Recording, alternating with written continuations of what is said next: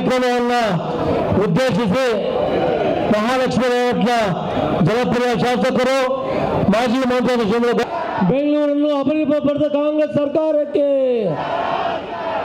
ಸನ್ಮಾನ್ಯ ಗೋಪಾಲಯ್ಯ ಅವರಿಗೆ ಧನ್ಯವಾದ ಹೇಳ್ತಾ, ಮಲ್ಲೇಶ್ವರದ ಜನಪ್ರಿಯ ಶಾಸಕರು ಪ್ರೀತಿಗಟ್ಟ ಕಾಂಗ್ರೆಸ್ ಸರ್ಕಾರಕ್ಕೆ, ಬೆಂಗಳೂರನ್ನು ಗುಂಡಿ ಮಾಡಿದ ಕಾಂಗ್ರೆಸ್ ಸರ್ಕಾರಕ್ಕೆ, ಗಾರ್ಗೆ ಡಿಕೆ ಶಿವಕುಮಾರ್ ಅವರಿಗೆ ಭಾರತ್ ಮಾತಾ ಕಿ, ಭಾರತ್ ಮಾತಾ ಕಿ.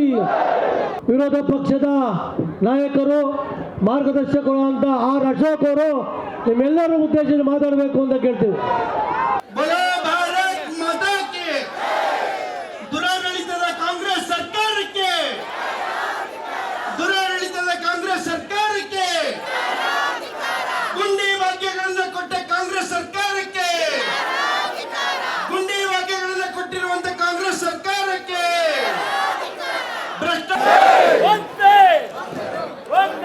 ಈ ಒಂದು ಕಾರ್ಯಕ್ರಮಕ್ಕೆ ಆಗಮಿಸಿ ಎದ್ದೇಳು ಬೆಂಗಳೂರಿನ ಮಾಡೋದಕ್ಕೋಸ್ಕರ ಕಾಂಗ್ರೆಸ್ ಸರ್ಕಾರದ ವಿರುದ್ಧ ಒಂದು ಪ್ರತಿಭಟನೆಯಲ್ಲಿ ಭಾಗವಹಿಸಿದಂತ ಸಂಸದರು, ಮಾಜಿ ಮಂತ್ರಿಗಳು ಹಾಗೂ ಶಾಸಕರು ಹಾಗೂ ಜಿಲ್ಲೆಯ ಅಧ್ಯಕ್ಷರುಗಳು ಹಾಗೂ ರಾಜ್ಯದ ಪ್ರಮುಖರು, ಮಂಡಲದ ಅಧ್ಯಕ್ಷರು, ಭಾರತೀಯ ಜನತಾ ಪಾರ್ಟಿ ಕಿ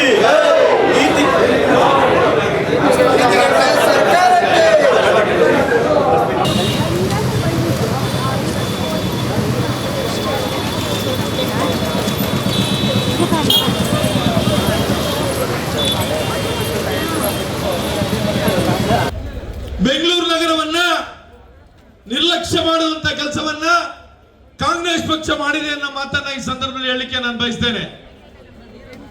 ಬಜೆಟ್ ಘೋಷಣೆ ಆಯಿತು. ಬಜೆಟ್ ಅಲ್ಲಿ ವಿಶೇಷವಾಗಿ ಇರ್ತಕ್ಕಂಥ ಆತ್ಮೀಯರೇ, ಸ್ನೇಹಿತರೆ, ಶಾಸಕರೇ ಹಾಗೂ ನಮ್ಮ ಪಾಲಿಕೆಯ ಸದಸ್ಯರೇ, ಬೆಂಗಳೂರು ಬಗ್ಗೆ ಏನ್ ಹೇಳಬೇಕು ಅನ್ನೋದಕ್ಕಿಂತ ಬೆಂಗಳೂರು ಏನಾಗಿದೆ ಅನ್ನೋದನ್ನ ಮೊದಲು ಹೇಳೋಣ.